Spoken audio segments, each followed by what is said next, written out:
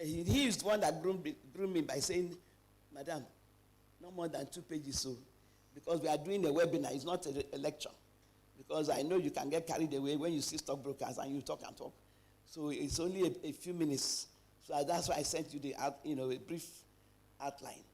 But even that brief outline, maybe if we have opportunity to discuss, I will now start taking them one by one. If there's an opportunity like that, if not, I'll use it next time. You invite me. I hope you invite me again.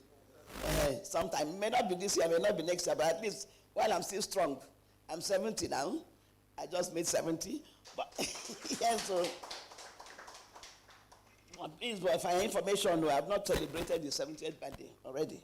I have not, because I must celebrate it with you. I will not wearing mask. I don't want to take a picture for my 70th birthday because you know why? God promised all of us 70 years. It's not so. If you do more than 70, it's a jara. So that picture I will take on my 70th birthday with you will be the picture that my children will be using every time. They are not going to take my picture at 90 because I intend to be 90 or 100.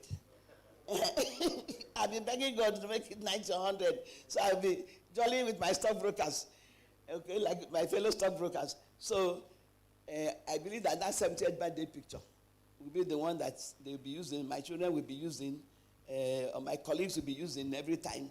So I want to take a picture with that mask. So immediately the mask wearing stops. You will all be invited for my 70th birthday. And now, I'm done. A foolish one you saw on the trading floor of the stock exchange was the one that you are still seeing today, jollying with the men, because this is very important for us, the ladies. This is our day. Why did they call me a foolish woman? That because the men failed.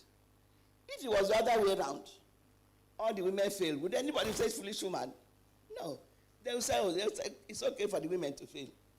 So that is why you, the female stockbrokers, you say one gender, whether you're a woman or a man, you're a stockbroker. Please continue to show respect. Respect yourself and also respect. I'm talking to all the female stockbrokers now. Those have had the privilege of taking the exam and passing it and dealing on that trading floor. Remember, that section is a man's world. There are sections that are also for women. If you are doing your hair in the salon and a man walks in, what happens? All the women start glaring at the person. He's in the wrong place, so, okay? This is not the, where are you looking for? The man may have come to pick up his wife or his daughter. But you find it funny that he's walked into a hairdressing salon. So it's the same way some men, some, not our men that are in this hall. Some men are still thinking that what's this foolish woman doing here? Doesn't he know that these are stockbrokers? Many people don't even know that females are stockbrokers now. And so on. So it is our duty as women to follow what the United Nations is doing consistently every year. And to give us this International Women's Day, where we can talk to ourselves, talk to our men to continue to support us and lift us. Now, after they've lifted us, we are not going to put our hand into their eye. We just want to partner with them, not to overrule them, or now say that we are bigger than they are. But that is the message that I want to send to all our stockbrokers. And I thank you, the Council of Chartered Institute, for inviting me today. Maybe during the discussion, if there's any, I'll be able to bring out some of the points that Shola Uni sent me, which are very relevant in this profession. Thank you very much.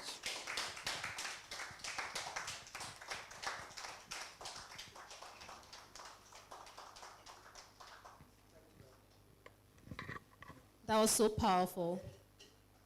Thank you so much, Prof. Ndiokereke Owen.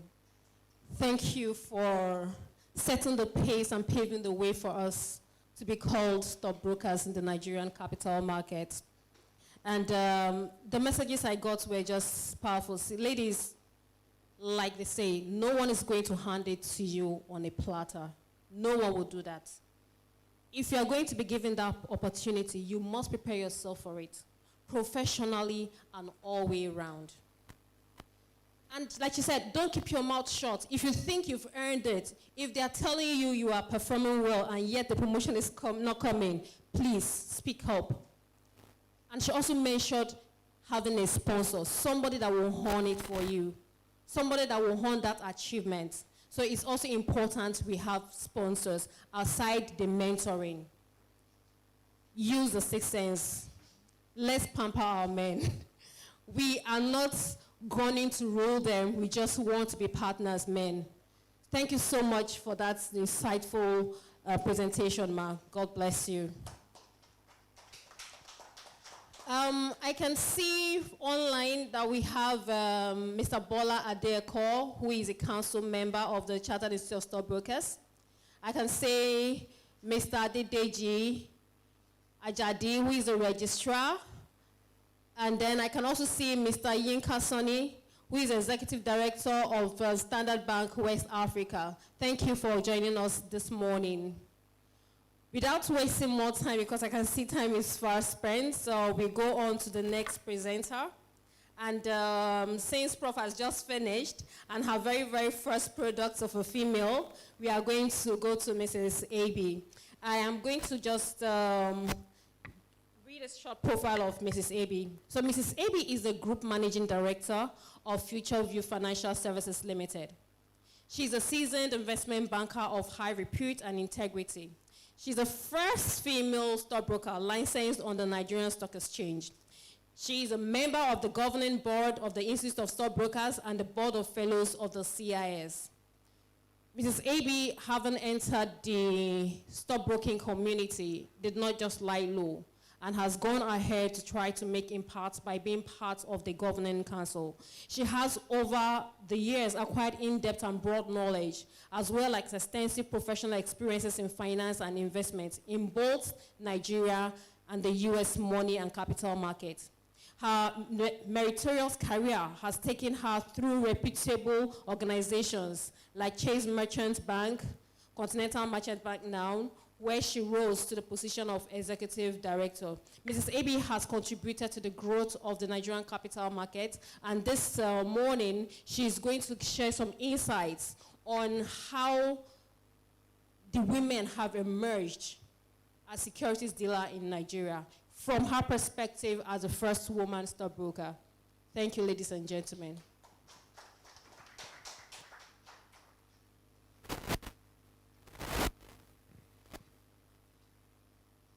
Thank you very much, Fiona. I think I better stand on the existing established protocol so that we don't waste too much time. I am really delighted to be able to speak on the topic, emergence of female securities dealers in the Nigerian capital market. As we are celebrating the achievement and success of distinguished women in the Nigerian capital market. As I share my personal experience, I'm going to align with the topic, but I intend to highlight some nuggets and principles that I hope will inspire and encourage us in our different spheres of influence as we continue working, striving, learning, growing and breaking barriers and succeeding in our different areas, so that whoever comes to this event will have something to take away. I guess the primary thing is to make sure that we all have a vision for our life and the determination to achieve that vision. It is important to follow your passion, but remember, the dreams without goals are just dreams. You need to have life goals, you need to have yearly goals, monthly goals, and daily goals. Because without commitment, you will never start. And more importantly, without consistency, you will never finish or succeed. For me, My passion was to become an investment banker with the life goal of establishing and managing one successfully. So I set about it by making sure that I had a solid foundation in my education, and I worked hard to achieve a first-class degree in business administration at New York University and an MBA from George Washington University, where I studied finance and investment, and took an employment with Chase Merchant Bank deliberately with the best at the time, where I acquired a world-class in-depth knowledge and practical experience as an investment banker. My advice is, if you want to be the best, you learn from the masters. While working at Chase in the corporate finance department in 1981 as a youth corper, interfacing with the Nigerian Stock Exchange on behalf of our clients, I realized that ladies were not admitted as stockbrokers. I engaged the leadership of the exchange. There was no cogent reason adduced for the discrimination. I know how much I harassed him. And I said, how can you be there, a woman, you're working for them, and you will not allow them to register other women? I'm sure those must have also motivated her to continue the fight and drive to bring us on board. I therefore determined to challenge the status quo, and I gave them no rest. The DG at the time, Apostle Alile of blessed memory, and then even the SEC DG, Akameyoko of blessed memory.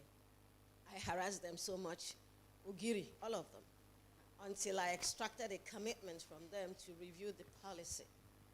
But it's interesting to note that that policy took almost 10 years to happen. Meanwhile, I continued my business in the bank with diligence, with hard work, with commitment to excellence, which resulted in my rapid growth in the bank, rising meritoriously to the level of an executive director within 13 years. In so doing, I broke a barrier in there by becoming the highest-ranking female investment banker in Chase Merchant Bank at the time. So even in the banks were doing better than the stockbrokers. And in the Nigerian investment banking community also, which was also dominated by men. However, they had more room for women. In 1990, when I had moved on to become a general manager at the bank, I was invited to apply for the training alongside two other distinguished ladies, Chief Nike Adeniro and Mrs. Evelyn Oputo. Considering my comfortable and exalted position at the bank at the time and my heavy workload attached to that position, there was really no motivation for me to take on that extracurricular required to qualify as a stockbroker. However, when I recalled my long drawn-out crusade to break that barrier against the women becoming stockbrokers, I decided to take up the challenge. And you know what it meant? You have to go to the floor, minimum of 80 times. You have to be there promptly. You can't be late. And you have to be an ole. Being under apprenticeship from the senior brokers, all sorts of things with the traffic. But I humbly and dutifully applied myself to the task for not just meeting all the training required, but also excelled in the examination that was set by our own Professor Ndi Okereko Inuke, recording one of the best results.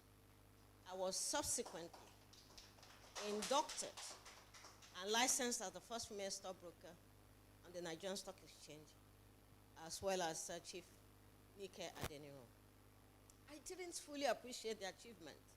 For me, it was just one other day, until I witnessed the excitement in the press and within the capital market community celebrating the emergence of the first female stockbroker licensed on the Nigerian Stock Exchange, and the unprecedented attendance that witnessed my induction ceremony. And I'm advising ladies to seize opportunities as they come. Stay focused, persevere in the pursuit of your dream, for the glory will surely come. Having contributed to opening this lucrative career path in securities trading for women, I thought I had fulfilled my purpose in this regard, not knowing that it was just a stepping stone to achieving my ultimate goal of establishing an investment banking firm. Enjoying my retirement from the bank in 1996, I was called out to do more. Peter Obi encouraged me to establish a stockbroking firm, reminding me that I still had a lot to offer to the industry and the nation. I was also encouraged by friends and family who put together the seed capital to kickstart FutureView, and my regulators, the Apostle Alile, who encouraged me to apply for the license and supported the approval. Because hard work pays, consistency pays, my long-standing relationship that I have built over time helped the young fledgling stockbroking firm to become one of the leading stockbroking firms of great repute within the system, within the industry, and then metamorphosed into a leading and trusted investment banking group today. This became another barrier broken because all the other existing investment banking firms were established and managed by men. FutureView Financial Services became the first investment banking company founded and managed by a woman.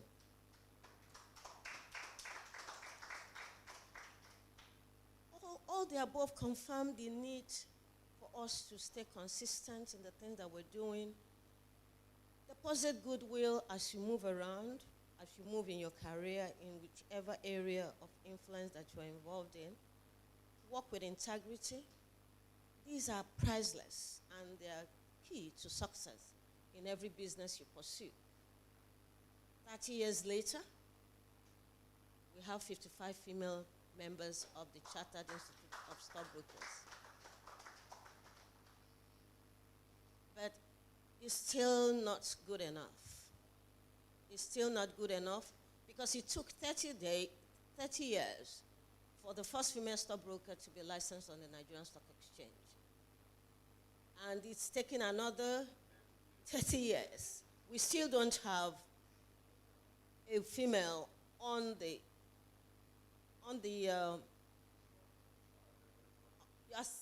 at the principal office of the Chartered Institute of Stockbrokers.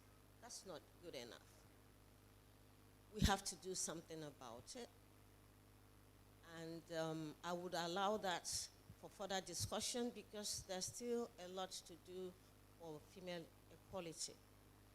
How about ensuring that females, or a certain percentage of females, are on the board of stockbroking firms? How about other trading platforms, making sure that women are there? I hope we'll discuss this in details as I pass on to my other colleagues to also share their own experience. I really thank the CIS for this platform of sharing a historic perspective of the emergence of female securities dealers in Nigeria. I thank you all for listening and your attention, and say God bless you and congratulations to all women on this occasion of celebrating the International Women's Day. Thank you very much.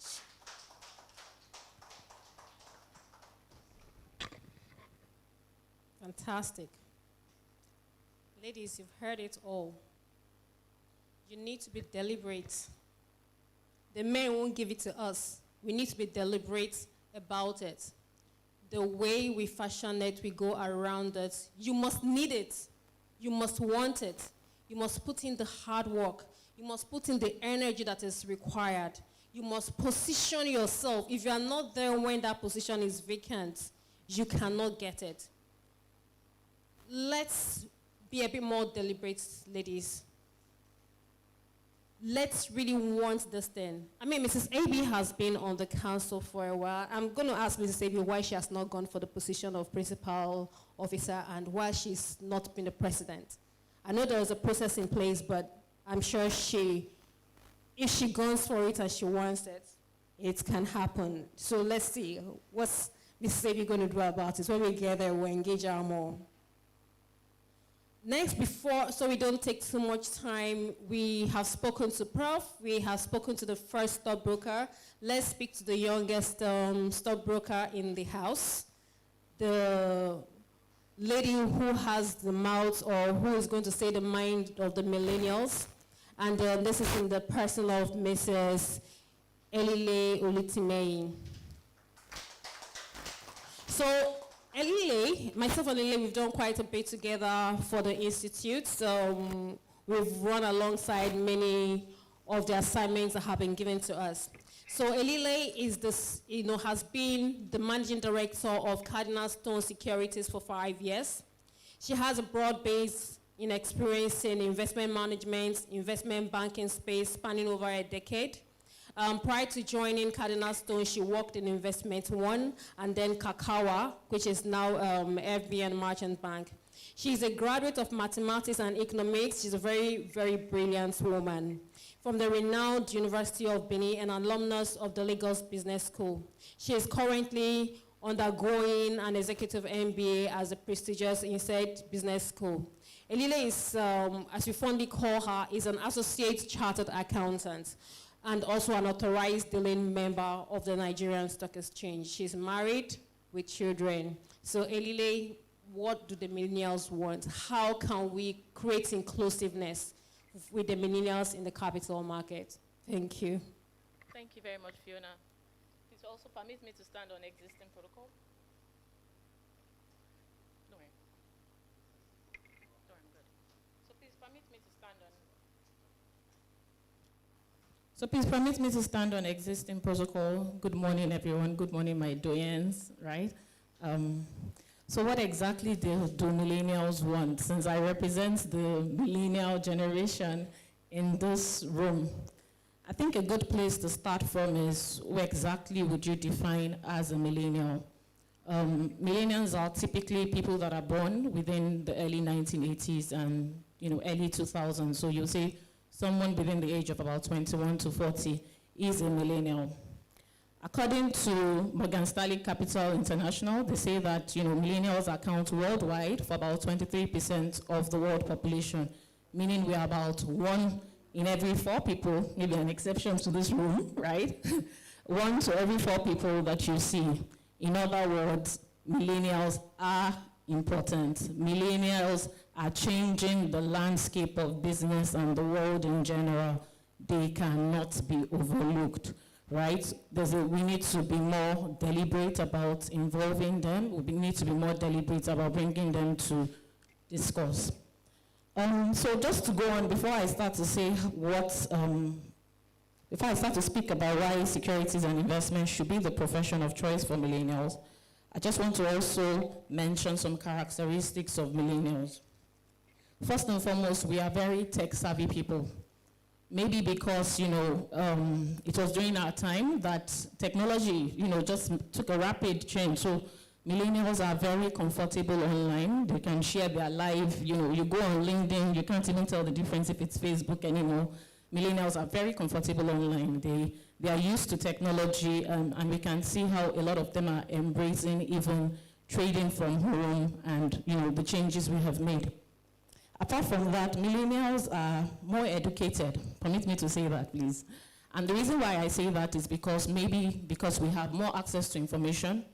There are a lot of courses that are now online that, prior generation didn't have access to. A lot of things, you just need to Google it, right? And sometimes maybe we are overly dependent on Google, right? But a lot of things are really, really within, our arm's length. And apart from that, we are also overwhelmingly liberal. A lot of issues that maybe other generations felt were very conservative about, millennials, would support it. They'll say, I don't want to give examples because a lot of, controversial issues, but millennials would embrace it and they would support it. Millennials are also very entrepreneurial. Maybe because we also became adults when the global recession happened in 2008, 2010, and as we're coming right out of school, there were no jobs, but and we've had to find ways to just fend for ourselves. If you can't find a job, do something, but millennials are very entrepreneurial in spirit. Then we also crave authenticity. We like to be true to ourselves. We like to express ourselves. Okay, I'm an investment banker, but even as an investment banker, maybe I like to sew, I like to sing. I don't think being an investment banker affects me singing. I should be able to do both without anyone suffering. I want to be able to truly express myself. Then apart from that, we also want, results quickly. Call it microwave, fast, instant gratification.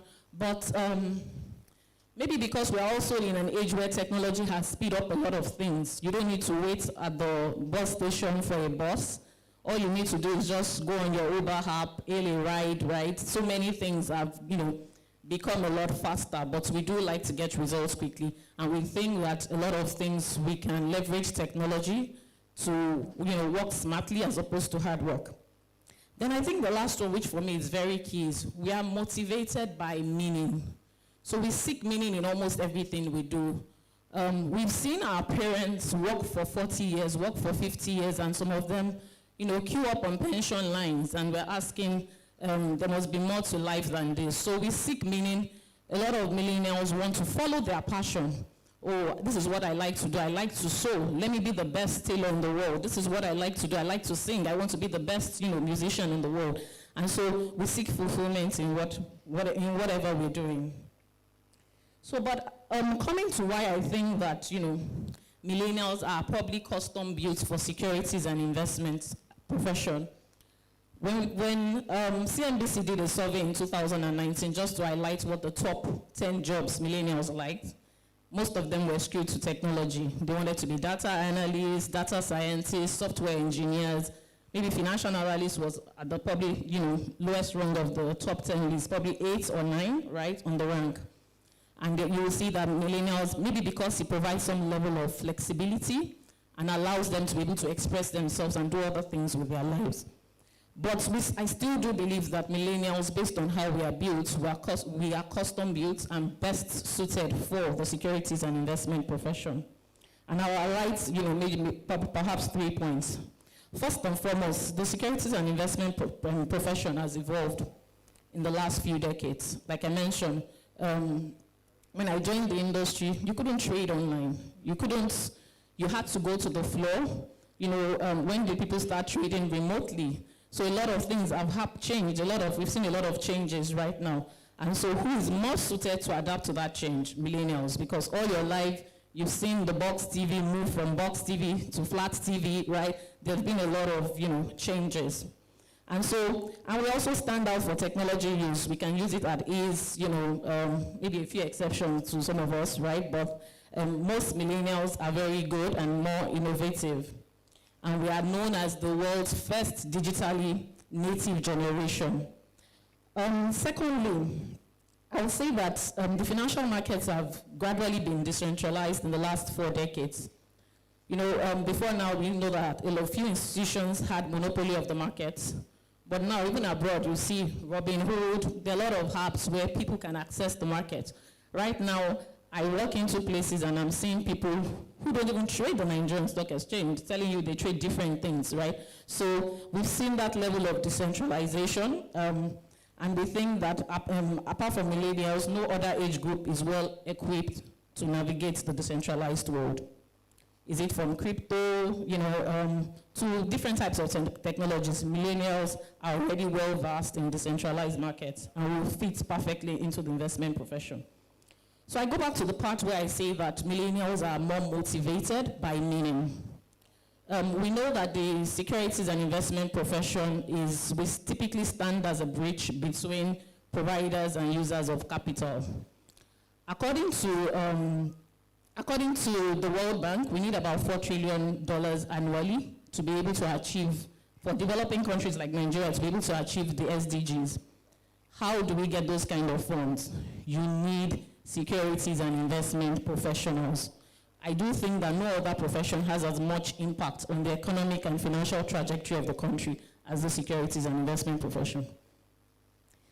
The inflow of capital is a prerequisite for development and growth of the different sectors of the economy. the millennials have an opportunity to be able to contribute to that. You'll be able to contribute your quota to the development of our country. So I do think that in either way, and the investment and securities profession is quite vast. A lot of times we are misunderstood to just focus on stocks, right, equities, but as a securities and investment professional, you can go into equities, commodities trading, fixed income, share registration and custodial services, financial advisory, investment and advisory. There are just other things you can do that it equips you to be able to take on your role, even as an entrepreneur. Lastly, just still speaking on the motivation for meaning, I would also mention that as investment professional, we generate value by helping our clients make alpha returns. There's just some sense of fulfillment you get when you help someone, invest their monies and achieve a particular goal, achieve a particular project, right? You see people build houses. Maybe millennials are scared because we became adults in 2008 when we saw the market crash, right? Millennials saw their parents lose their livelihood. Millennials saw their parents, maybe based on margin, lending, the shares were sold, and there's just that apathy to the Nigerian stock market.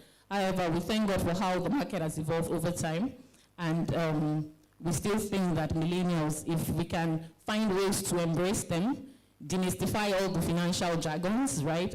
Because again, that's another part that millennials, they will not buy what they don't understand, right? So it needs to be broken down in pieces, and which is what most of technology is doing, like Robinhood and the rest of them.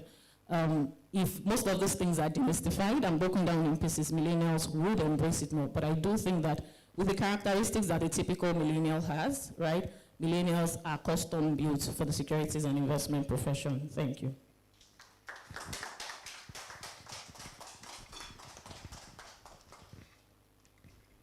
Thank you so much, Elile. That was very, very insightful. I mean, as millennials, she knows what her category of professionals need. And I think the capital market actually poises a very good place for millennials. The capital market is the barometer of the economy. It's, a market where you are bringing people who have excess funds to people who we actually need it, be it businesses, be it non-financial institutions, be it government. So you're actually breaching a very exciting gap. Imagine Nigeria where infrastructure and everything is working, and you being a millennial, we're part of the people that has made this happen. So we actually need a lot more young people in the profession. I remember when I started, it was the sea of very old people, and I'll ask myself, like, what's happening here? Even when I go for meetings and I need to make a comment, I'll have to check myself very well, like, can you really talk? But I think it's changing quite a bit, and it's a forum, is a platform for young people to also express themselves. Thank you very much, Elile, for that presentation. I'd like to recognize some people online. Mr. Akim Oyewale is online, and he's a council member of the Institute. Mr. Bola Ajamale, the CEO of NASD, is also online. Mr. Oluwole Adeosun, the first vice president of the CIS, is also online. Thank you so much, sirs, for joining us. Time is fast spent, so we'll quickly go on to Mrs. Lillian Olubi, a very, very, very pretty woman, I must say. I mean, I admire her a lot, and anytime I see her, I just look at sunshine, So Mrs. Lillian is going to talk about the life of, of being a CEO, in the Nigerian capital market. Mrs. Tolubi is a seasoned finance and investment professional with over 20 years of capital market experience. She's seen quite a bit in the development of the market. She has demonstrated capabilities in business development, strategic planning, funding, and leadership. She is currently the CEO of EFG Hermes Nigeria Limited and a member of the board of directors of Primera Africa Group, a leading boutique investment services group which operates in the advisory, consumer finance, and principal investment space. She co-founded and served as the chief executive officer of the group subsidiaries, Primera Securities, which provided equities, fixed income trading, and actionable investment research to in the domestic, institutional, and international markets. She began her career at CSL, worked with Afri Invest. She is a chartered stockbroker, unauthorized dealing clerk of the Nigerian Stock Exchange. Mrs. Linian is a fellow of the Institute. She's a council member of the Institute, and I'd like to welcome her to talk about the life of a CEO in the capital market. Thank you.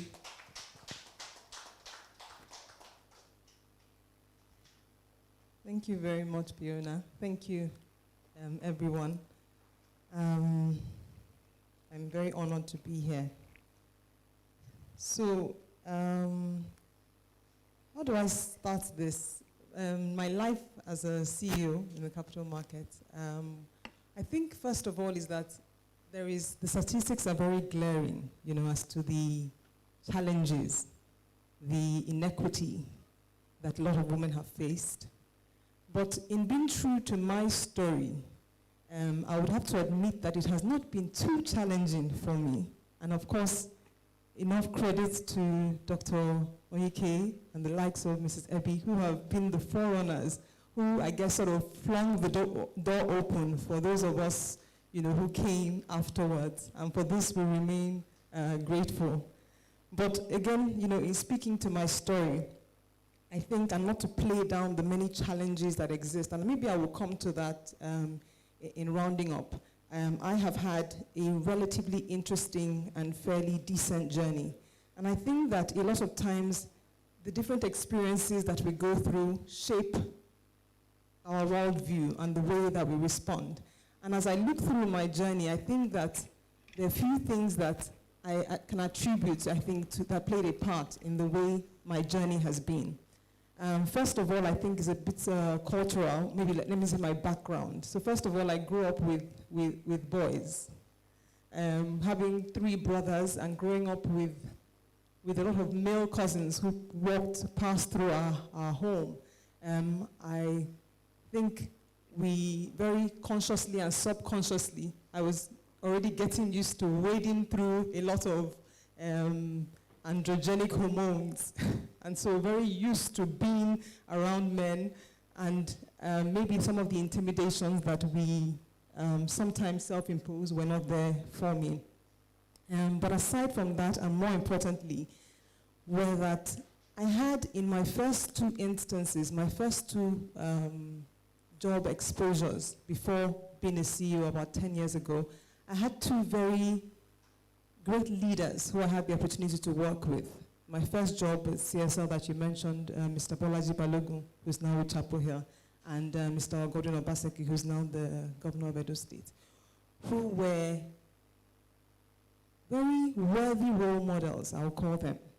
And I emphasize this because when I look back at my journey working with these gentlemen, I find out that they were not just women supporters. They were actually, in fact, women advocates. I remember very well Mr. Balogun working with a team of investment bankers and stockbrokers directly reporting to him, and the way that he didn't see gender. You know what I mean? He gave everybody the opportunity. He tasked us all as firmly as he would anybody else. And also Mr. Obaseki, back in the day when it wasn't really as common, he would give women leadership positions very intentionally. You found young people who had just come out of school, worked a few years, he saw the competence and he gave you all the opportunity and encouraged you to be the best in what you do.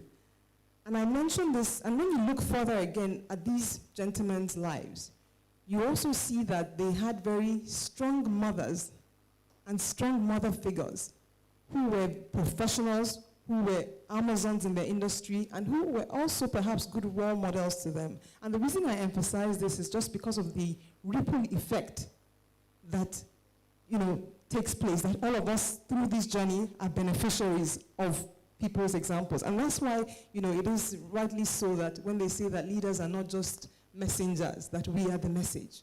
You'll be surprised how many people are looking at you and how many people's lives you impact by the way that you lead. And in addition to just them being advocates for women, which served a lot of us advantageously, they were also, which sort of leads me to my next point, they were also very authentic in their leadership. they were themselves. And I remember, someone like Mr. Balogun who, remember those days, those of us who worked on the Lagos Island, Mr. Balogun ordered, and this is just on the side, he ordered food, street food from the places that we ordered street food from. He was just very plain.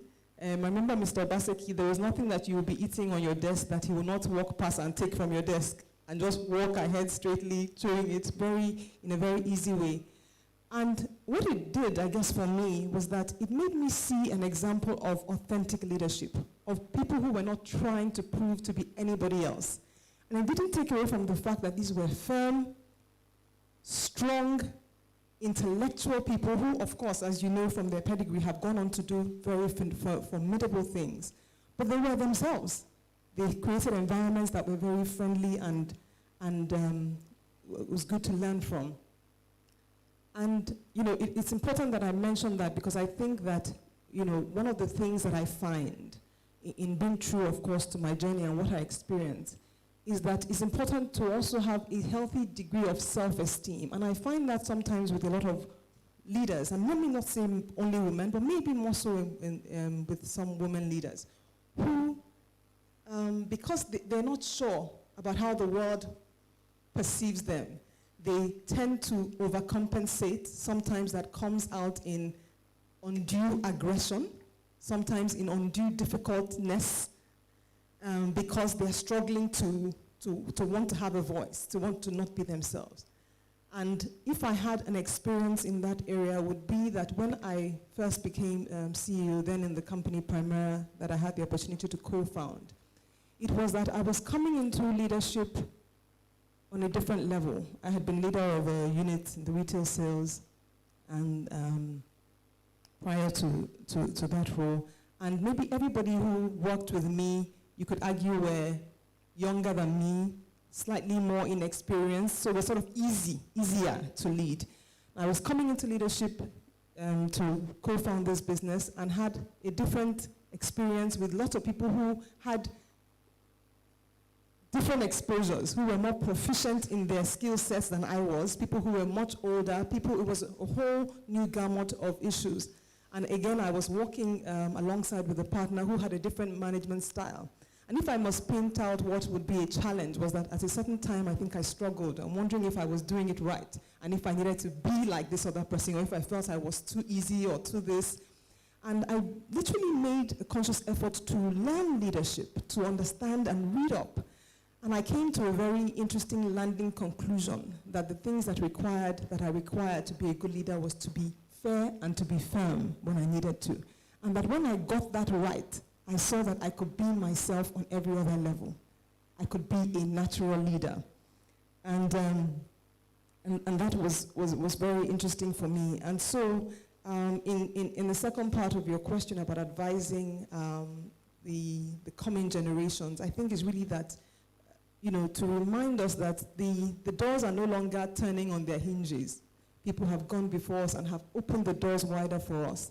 To remind us that we are deserving, that we are worthy of the opportunities, that nothing now is stopping us, that right now it is a game of competence, it is a game of character, it is a game of composure to an extent, and when the things are challenging and when we're not seeing what we want, it's also a game of courage to step in and demand and ask, of course, wisely.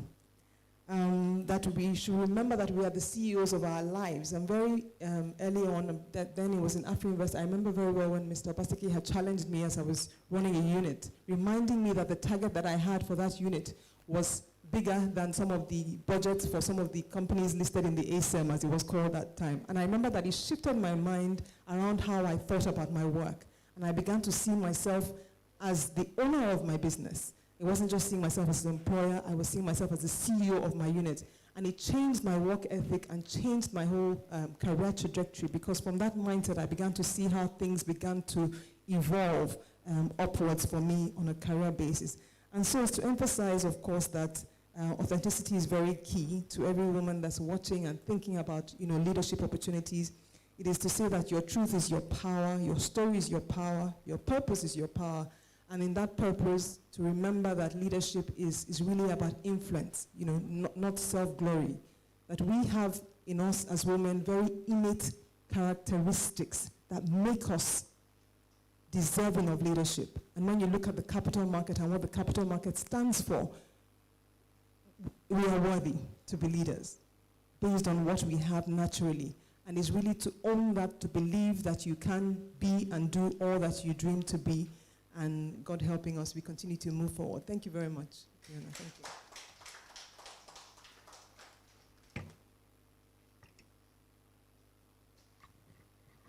Thank you so much. Thank you so much, Madam Lillian Olubi. We do appreciate the insights you've given to us as a CEO. It's definitely not easy managing people and just getting into that role from where you were coming from. And she mentioned something. She said, leaders need to be fair and firm.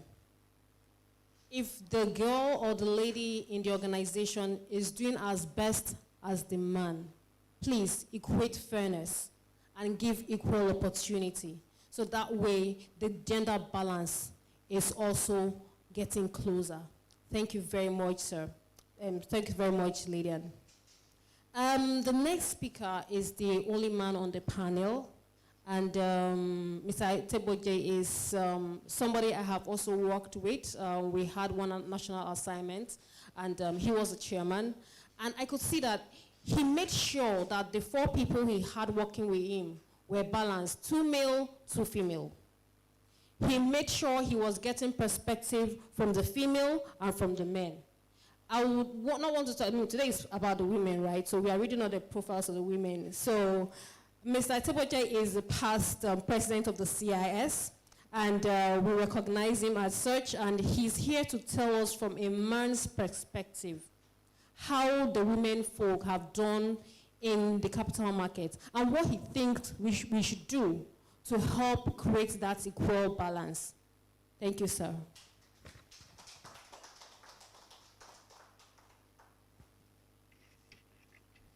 Thank you very much for giving me the opportunity to come and share with you and with our professor, Professor Indi Okereke-Onyuke.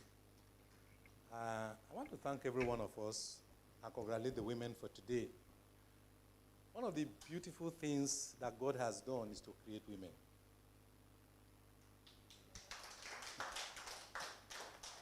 Because he said, and I quote, "It is not good for a man to be alone." And therefore, he decided to create a woman to be his helpmate. And when Adam saw the very first woman, he was delighted with what he saw. And he said, "This is bone of my bone and the flesh of my flesh." Taking off from there, I want to say that God created man, male and female, equal.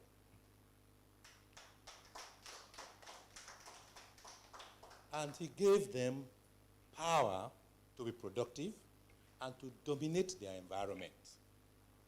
So he never said only man should dominate. He said both of them should dominate and be productive. And that's why it is very, very difficult to say that, only women or only men. It's not possible. The world will not be what it is today if it was only men or if it was only women. Having said that, I want us to, in looking at the capital markets and how women have performed, really, based on tradition and the history of mankind, especially in Africa, we find that the women had always been given a role, not in the capital market, but at home. Their mothers had made them to realize that, look, you are a woman, and there are certain things you cannot do. And for me, that was a limiting factor, ab initio. The men from the onset were given an advantage. I'm sure Lilia would have told you how her three brothers were treated differently from her. She was made to do the hardcore works in the home. And she can't run around like the boys were running around. That already is a negative on the part of the women. And for many women, that became part of their psyche. And so to compete, to run around with women, you will find it difficult. But thank God for the capital market, Mrs. Indio Kerekeonyuke broke the ceiling and entered the market that is supposed to be said to be a man's world. And I agree with her when she said that, yes, men, the market, the stockbrokers were called city gentlemen. I don't know why they did that, maybe because of men or because they were all men, but I also believe that you could not say city ladies, because if you say city ladies, you are talking about the red zone or the red district, women of the red district. So you won't bother to say city ladies. Having said that, where are we coming from in the capital market? Like the DG said, it took 3 decades to produce the first ladies in the capital market. But you know, ironically, we've not made progress. Because today we are 85 women out of about 3,000 members. So in fact, the numbers in terms of percentage are almost the same. So have we really made progress in that area? We couldn't have made progress in that area because always the numbers have been stacked against women in society when it comes to the various professions. In terms of education, there are places today in this country we do not have women in schools. As a student in the University of Nigeria, the first time I heard of capital market was when I read a novel called Oil. And I saw how people played the capital market in the US. And I took interest. And I started learning about it until eventually, after I've taken a detour with my first degree in agriculture, I finally find my bearing in the capital market based on information. How many women have the information about the capital market, even today? How many?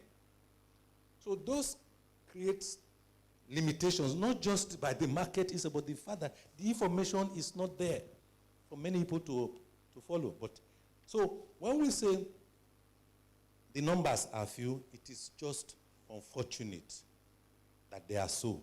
Those who are here now is because they were educated enough. At least Lillian will confirm that her father must have played an impact in her being a stockbroker today. Now let me go back to our institute. You see, before 1995, the stock market was a closed club. That's why you have a mutual organization called the Nigerian Stock Exchange. It was closed. It was a club of mutual people. And to enter, you have to know somebody. You have to know one who can refer you. For me, I had 2 people that I knew. The Olu of Wari and my friend, late Dikin Anukwe, who was chairman of a stockbroking firm. When I wanted to become a stockbroker, I first of all went to him and said, look, sir, I want to be a stockbroker. He said, yeah, I have a firm. I can recommend you there to go and train. I said, good. And then I went to the Olu of Wari. I said, sir, you know the DG of this Nigerian Stock Exchange? He said, yes. Chief, Dr. Efod Alele. I said, yes. I want to be a stockbroker. Give me a note to give him. He wrote a letter for me. I took 2 letters, one for the MD of a firm and the other one to the DG of the stock exchange. And you know, when Alele got his friend's letter, he took it upon himself to find me a house. And that house happened to be the same house that my friend is a chairman. Now, how many people had that opportunity in those days?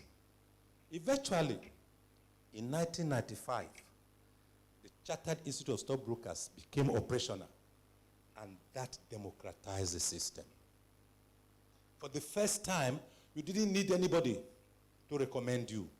You just have to apply, and you take the exam, you pass. Then the next thing will be, okay, Dr. Nde was there, fortunately, to admit you to trade. See, from 1991, when we had the first the first set of brokers, we didn't have another one until 1995. And that 1995 was a female I trained, Mrs. Dada. I trained her, and she qualified to be the next. And then after that, we had others. On CIS first product of a female was in Tony Sani. Mrs. Tony Sani was the first out of 4. You see, 4 people took the exam. She was the fourth. And that's 25%. But today, what is the percentage of those females who take our exam compared to the males? So that's where the real job is.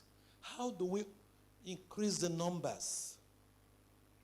Okay, in the council, the first council election that we had, Mrs. Nike Adinro was the first elected female out of 12 stockbrokers. 12. She was the first elected. She did the first 3 years and then decided not to continue for whatever reason. And then we had Dr. Onyukio as the next council member. And for your information, she was the very first principal officer. She was first vice president. Many people always forget that history. She was the first vice president. And she would have been president, but for the fact that she was a regulator. Because a policy was made that, okay, regulators could not be principal officers, because when a stockbroker commits an offense, we are going to meet her again to be the judge. So why should, that's the only reason, as at that time, she did not become president. If she was not a regulator, she would have been president at that time. Then, when she finished, there was another law. Females were not interested in becoming council members. Mrs. Ebe was too busy manning her home and her career to think of council elections. And then Mrs. Adinron went on her own journey. Mrs. Dada wasn't interested. All the other females were not interested. Until again, lady called Ukoli Edoka broke the ceiling and became the council member. And since then, others like Lillian and co. We've tried to encourage more females to become council members, if they will agree. And I'm sure as time goes on, we're going to have more female members. And you've all heard the achievements of female. Those who have been stockbrokers, I mean, these 4 people are just 4 out of many who are making giant strides in various aspects of the capital market. I'm glad to inform you that we also had Daisy Ekine as an acting DG of the SEC, as well as UDOC. Apart from, for your information, UDOC now is the only qualified stockbroker who is our member to be acting DG of the Securities and Exchange Commission. But we need more people. We need more people, and we need you here to be the chief architects campaigning for women to come into the capital market. But it's not just at this high level. We need to go down to the secondary schools and to the universities to inform them that there are opportunities. We know 3,000 in this whole profession. We have not tapped the surface. And if you go outside, you find that list of opportunities that exist in the capital market which have not been tapped into. And please, we need to encourage our women. We need to encourage ourselves. We women, we need to encourage ourselves and say, look, we're in the best profession. And I'm going to ask you, if your daughter wants to be a stockbroker, would you recommend her? Thank you very much.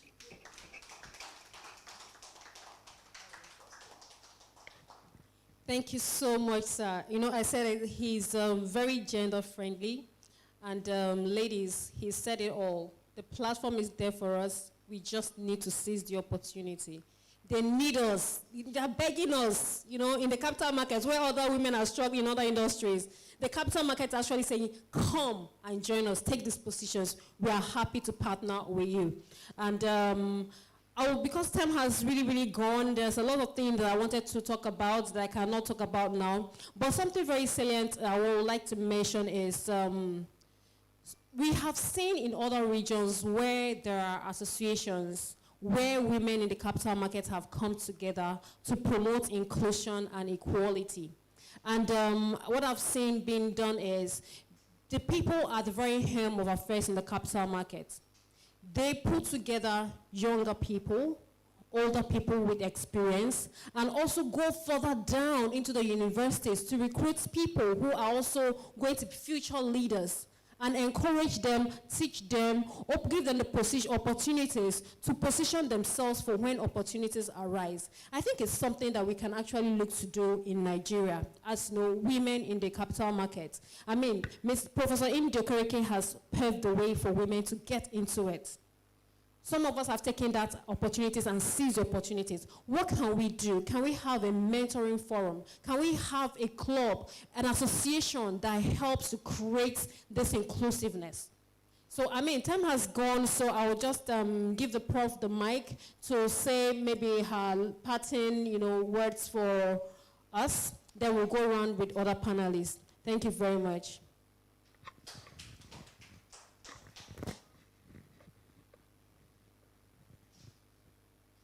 My fellow stockbrokers,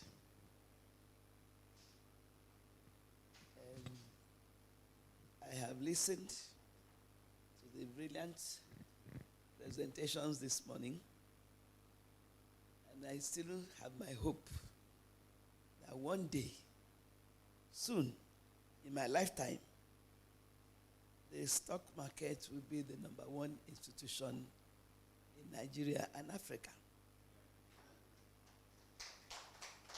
Because really, where does the wealth come from? The stock market. If you look at all the buildings that have been built in Nigeria in the last 10 years, those monies came from the stock market. In New York, if you say you're a rich man and you didn't make your money from the stock market, they don't regard you as anybody. They thought probably you are one of the 419ers. Because even those working in government, they have to invest in the stock market for them to be able to keep up their status. So I think, as we have created an institute, we all have to rally around. Maybe our institute should think of calling a special conference sometime this year for all stockbrokers, especially those that have practiced or have been stockbrokers for the first 10 years that we started as a proper, when we started proper examination for stockbroker, and that is to say everybody that came into this market from, say, year 1990. Let us all come together, because if you say beyond that, some of those that came much earlier would have passed on. Take, for example, our former Doyen Odejimi. He hasn't passed on, but he is extremely ill. I make sure I see him every month. He's extremely ill. We're just waiting for the day God will say, it's time to come home.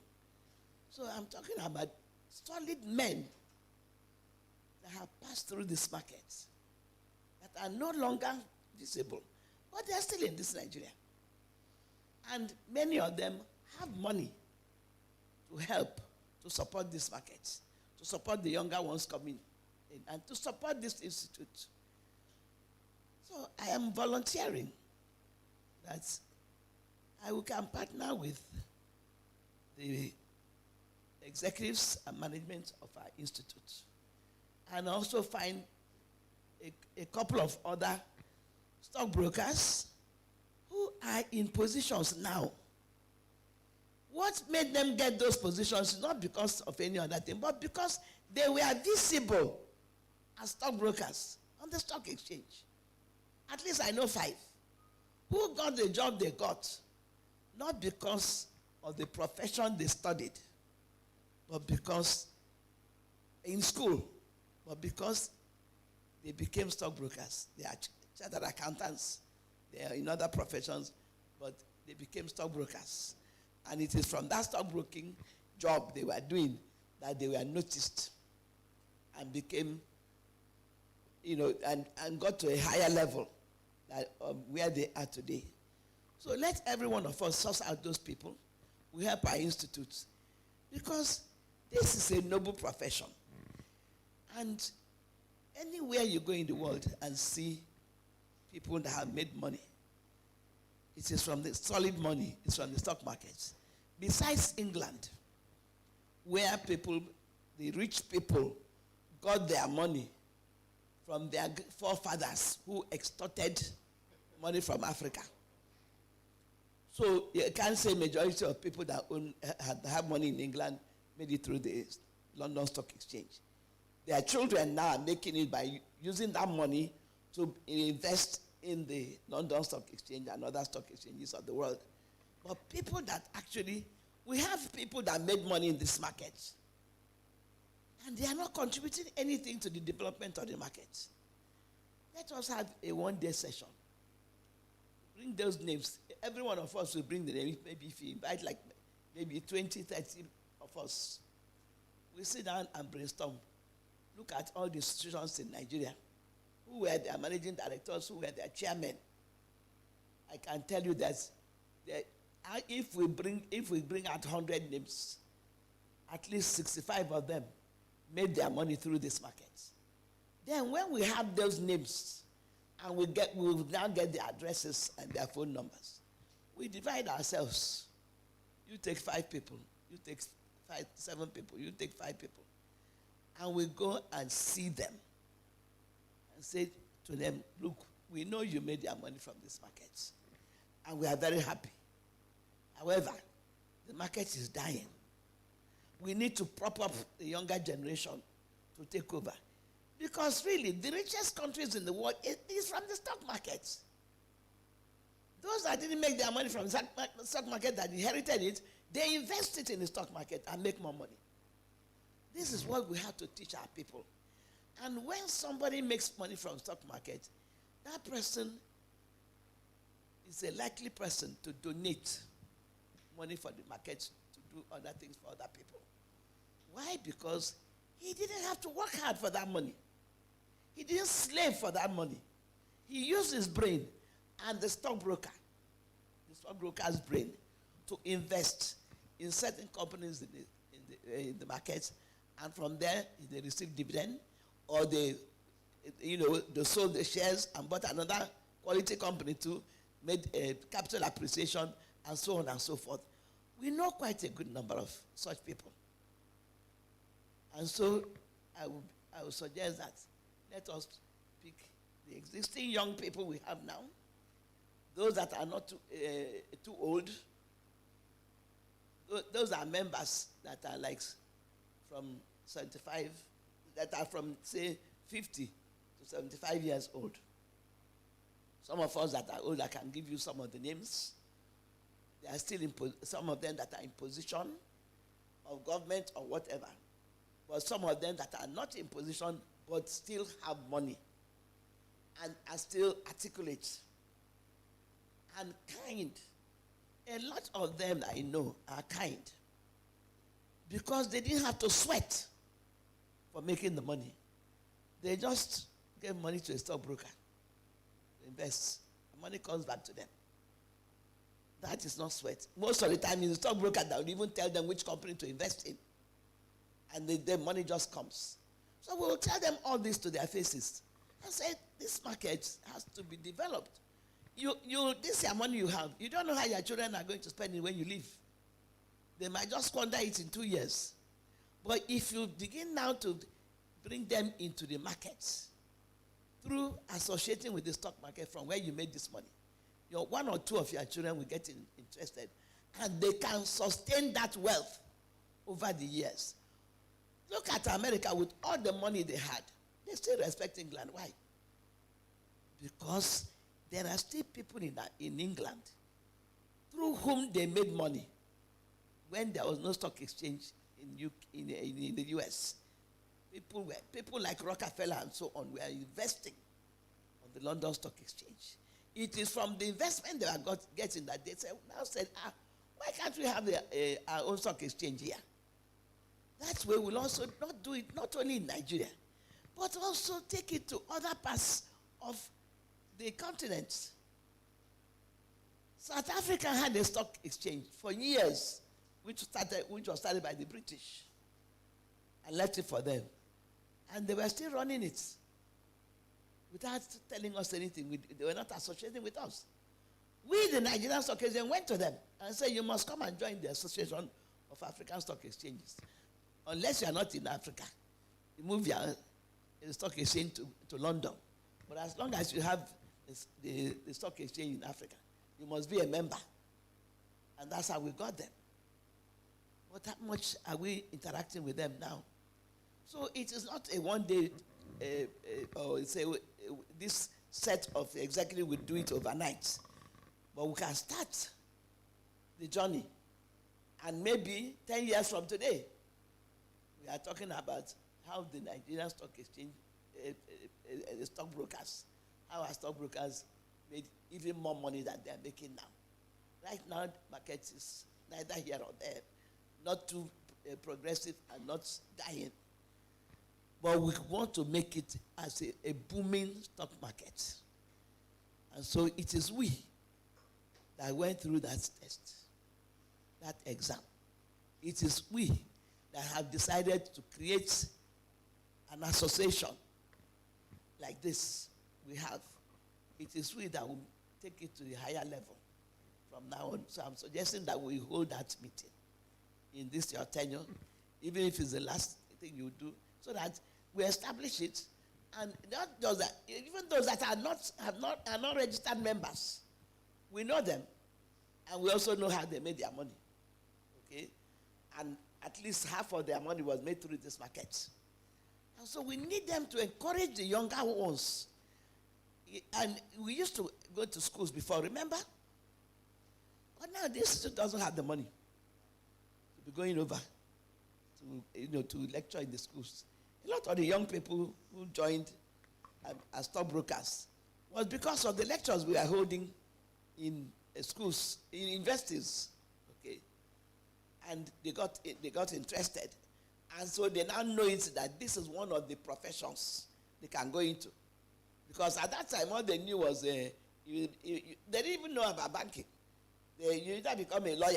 Lawyer was first one, a doctor, an engineer. Accountant was not even famous for them. So these are the three basic ones they knew. But I tell you that a lot of them now are interested in being stockbrokers. A few of them that I meet, they're interested in being stockbroker. And I tell them, now, it is not stock exchange you go to the Chartered Institute of Stockbrokers. And I give address. And some of them come, maybe they register, or maybe, but we are saying that let us capture them now.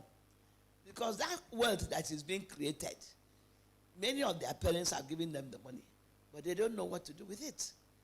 And some of them, the parents have died, the parents that made the money have died. They are not investing the money in the market. So let us form a small committee and have that meeting, identify the people that we want to start. We can't do all in 1 year, but we can say, okay, let's do this in batches. And we divide ourselves. Call our members that are interested in propagating the stock market, and I know there are many that would be interested. If they say they are not interested, I'll force them. Because if you make your money in this market, you must support the market for the market to grow. Thank you very much. Thank you so much, man. That was fantastic.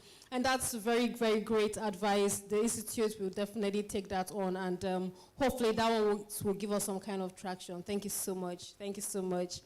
Okay, so we have some comments online so that the guys online don't feel we have neglected them.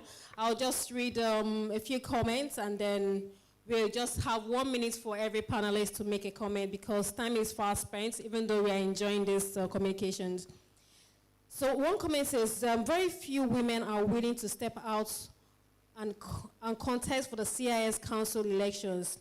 It would be great to have at least 40% of the council comprised of women. what can be done to encourage more women participation? Another comment said, the task of being a principal officer is onerous and tasking. Are our ladies ready to give the responsibilities all that is required in terms of time, dedication, traveling, short notices, etc. So they think we are not flexible enough. I will leave that question for the president to respond to. But before then, let's just give 1 minute only, please, panelists. Let's just give a few comments before we round up. Thank you. Starting from our men. Thank you very much. Number one, I want to advise on what the women can do going forward. I think the first thing is the women or the ladies in the profession should form a network of women in the capital market. With that, they can, at least 85 people can form a good society and become an advocacy group. Secondly, we need more daring ladies like you. You see, many women are ready to be satisfied with the status quo. And once you maintain the status quo, you can't move forward. But once you are ready to break out of the status quo, then you come into this profession because you are not limited here. So be daring, be daring. Let's be ready to try new things. Already a lot of young guys, the millennial guys, are doing a lot in the cryptocurrency space. I'm not sure, I don't know how many ladies are in that space now. By the time you come to that space, you find that the men have gone because they are daring. Let's be daring. Then, I think it is high time we took the advocacy to where it matters most, the universities and the secondary school. Let's educate the girls. Let's educate them. Let them understand what the market is all about. And if you form the society, let us create a fund for scholarship. A fund that will give scholarship to people, girls especially, who have not the means to pay for our exams. A lot of you were lucky, you are fortunate, you have people who could pay for you, but there are many people out there who don't have those resources. Thank you very much. Thank you so much, sir. Okay, Mrs. Ebi, we'll all get over to you now for your last comment. 1 minute, please. Okay. I was just thinking about getting the women as principal officers. When you now look at the number of women around, and the men have a way of huddling together and supporting themselves. And since it's an election process, and people elect people they know, so it might be difficult to really break that barrier, because when you count the numbers, the men will always have the edge. So you may have to do something on equal gender compensation, to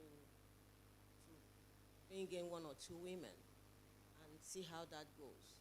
But I'm also in support of the fact that we need to have a network and have a society, a group where we get to know ourselves more. I was talking to Lillian the other day, and we only get to see ourselves at functions, and that's why the fact that we are very fond of ourselves, and it doesn't augur well for the promotion of the business. I've spoken to Elele, and I'm just meeting her now. I don't think it's the best. I think we need to have that network. I actually tried to set it up when Ndi had an award or something. That the men kicked against it. They were scared. Yes, they kicked against it. They were scared that the women shouldn't come together, that they would take over the market. We are partners in progress. There's no taking over. We are partners in progress, and the women are very productive, and they will make things happen even faster, working together with the men. So that's my contribution here. There must have to be, some kind of concessions that have to be made to get that moving, and the ladies, we have to come together, to encourage other ladies to join the club and continue to strive and learn, which is critical. I don't know who said if women can do the job. Women can do what even better than the man. Because, I mean, they're handling the role of a mother, they're handling the role of a wife, they're handling the role of a society builder, they're still handling the role of CEO and doing all that work. Just handling the work of principal officer or president of the council, you know, I think it's going to be in a piecemeal, you know. So I don't think it should be a problem at all. People do not actually recognize the full impact and what the woman possesses. We are embodiment of creativity, and we multitask, and we are long-term runners, and we are loyal and faithful, and we are there aggressive, getting things done. So I think we need to consider that and get things moving up. Thank you.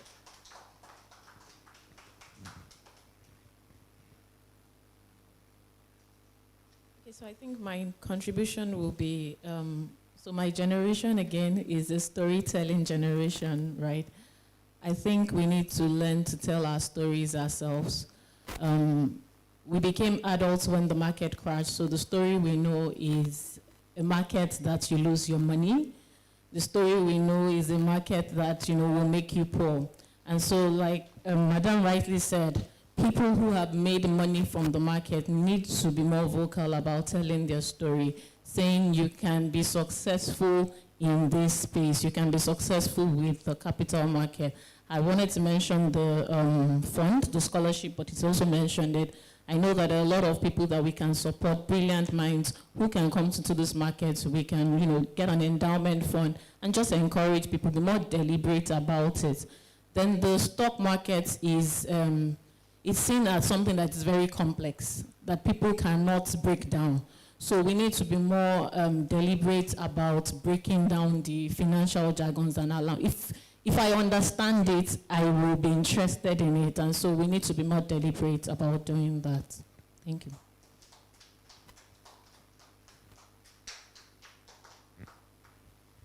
Thank you very much. I think just to piggyback off everything that has been said, which is the thing I think is most important, is that when I look at the panel, slew of female panelists that we have, there's such an interesting generational cadre that if we do not speedily come together, we run the risk of losing history, losing skill, upwards and downwards. And so I'm listening to Elile speaking from a certain space that we need. I'm looking, you know, at Professor speaking from another space that we may be losing if we're not careful. And so just the sense of urgency that I think the underlying theme is critical for us to come together. We all know the importance of capital markets to economic, you know, growth. And I think it's also important for us as an institute to really move out of that mentality around the limit of what we put on securities. That is such a broad net of capital markets, you know, diversity of instruments and functions, that we really need to think strategically on how we get a larger range of people into the talent pool of this industry and think strategically of how we move collectively forward. Thank you.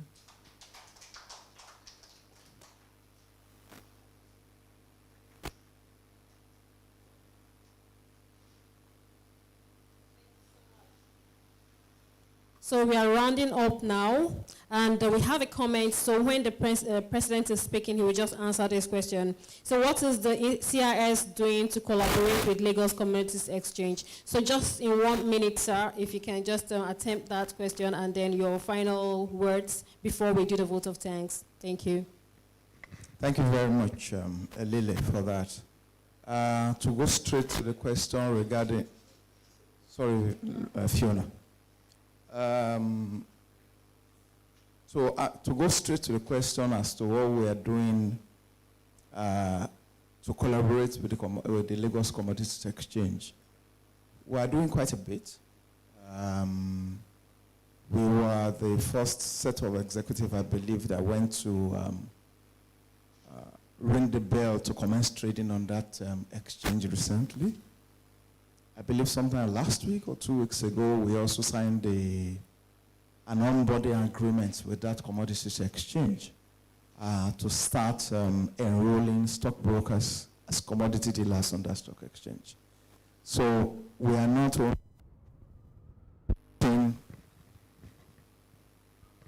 only supporting Lagos Commodities Exchange. Our intention is to support all exchanges on which our members will trade. All right. I understand the sentiments that we will attach to Lagos Commodities Exchange, because obviously that is an exchange that is being promoted by our members. But the intention of the CIS is to support our members on all exchanges, trading all instruments, and broadening the outlook and the participation of our members in all the ranges of the capital market activities. Thank you very much. I would like to speak briefly to the comments by the gentleman online asking, if women are capable of handling the rigors that comes with being a principal officer or the president of the CIS. I actually reject that notion totally. I believe strongly that our women would not only be able to play that role, they will actually add significant value to it. And I'm speaking from obviously from a position of experience. I'm also speaking from the fact that from my time having been a principal officer and up to this point, I realized that one of our most tasking and most important program we run at the CIS is our annual conference.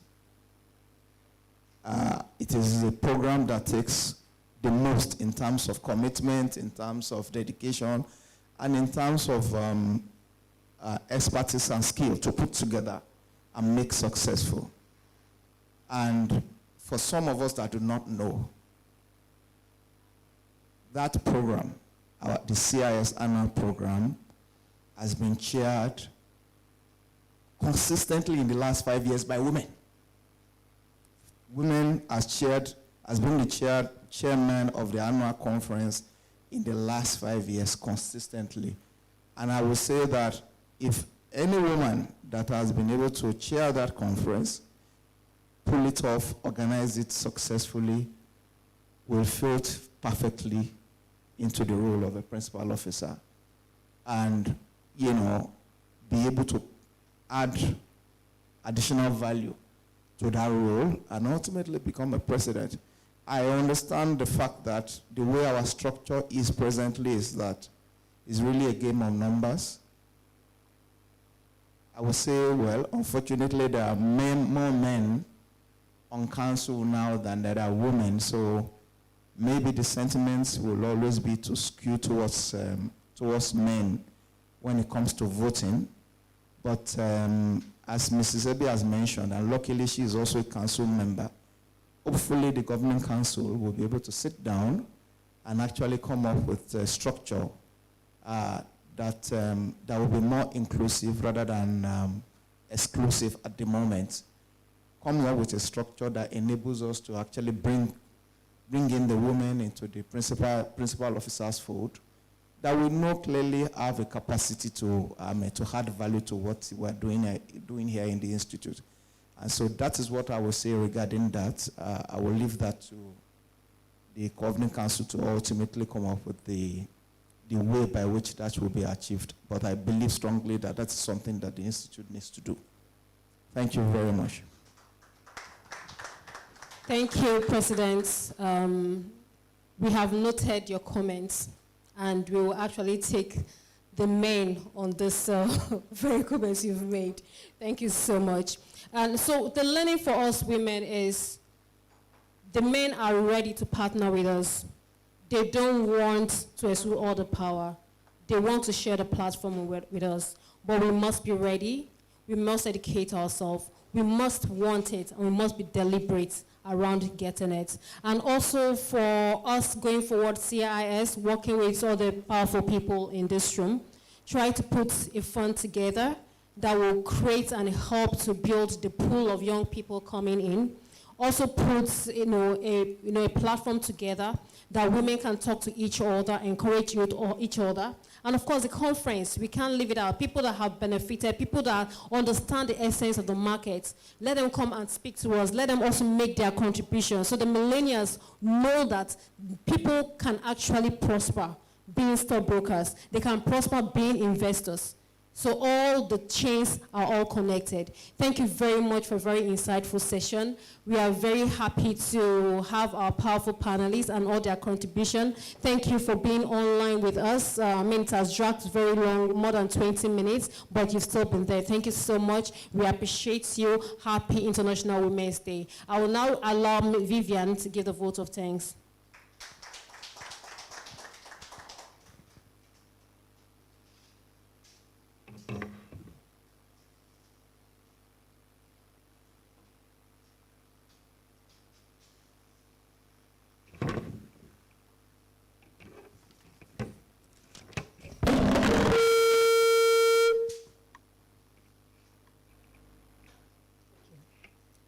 Standing on the existing protocol, it is my privilege to have been asked to give a vote of thanks in this program, Celebrating Women. I, on behalf of the Chartered Institute of Stockbrokers, extend a special thanks to the speakers who blessed us with their presence today and took out valuable time out of their busy schedule to speak to us. I would like to mention our deep sense of appreciation to our past president, Mr. Mike Itegboje, for always supporting the Institute. I would like to express our gratitude to the iconic speakers, women of the capital market, Professor Ndi Okereke OON FCS, Mrs. Elizabeth Ebi FCS, Mrs. Lillian Olubi FCS, Mrs. Fiona Ehime, FCS, and Mrs. Elile Olutimei, ACS, the Millennial Stockbroker. For the ways they inspired us today, women, to be focused and be consistent and in pursuing our dreams. And to our participants, thank you for honoring an invitation and celebrating women with us at the Institute today. As no program becomes successful with a single person, I want to thank the principal officers of the Chartered Institute of Stockbrokers for being a source of inspiration to us, and to everyone that put this program together and made it a success. Thank you, and happy International Women's Day.